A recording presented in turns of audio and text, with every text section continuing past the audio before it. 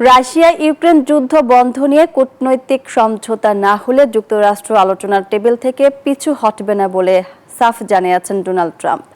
এই টানাপোড়েনের মধ্যে ওয়াশিংটনের সঙ্গে খনিজ চুক্তি সই করেছে কিয়েভ। এদিকে অব্যাহত রয়েছে মস্কো কিয়েভ পাল্টাপাল্টি হামলা। এতে ইউক্রেনে নিহত হয়েছেন অন্তত 7 জন। ইউক্রেনের মারিয়াপোল, খেরসন ও দোনেস্কে রাশিয়ার ড্রোন ও গোলাবর্ষণে হতাহত হয়েছেন অনেকে।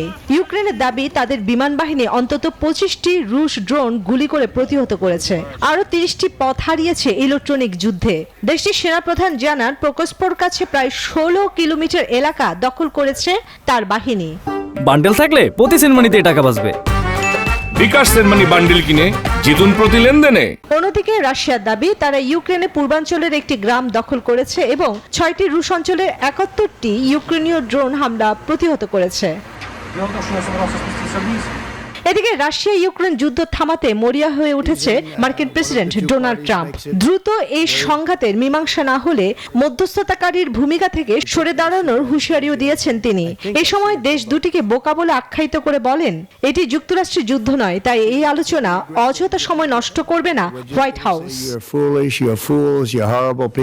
এর আগে পররাষ্ট্রমন্ত্রী মার্কো রুবিও বলেন, দিন কয়েকের মধ্যে যুদ্ধ বন্ধের অগ্রগতি না হলে তাহলে যুক্তরাষ্ট্র আর এগোবে না। চলমান এই উত্তেজনার মধ্যে ওয়াশিংটনের সঙ্গে খনিজ চুক্তি সই করেছে কিয়েভ।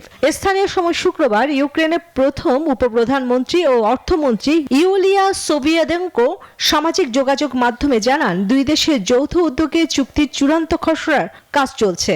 একই সঙ্গে ইউক্রেন পুনর্গঠনের জন্য একটি যৌথ বিনিয়োগ তহবিল গঠনেরও প্রস্তুতি চলছে বলে জানান তিনি। এদিকে ট্রাম্প জানান, ইউক্রেনের সঙ্গে খনিজ চুক্তিটি আগামী 24 এপ্রিল স্বাক্ষর হবে। চন্দ্রা, নিউজ 24।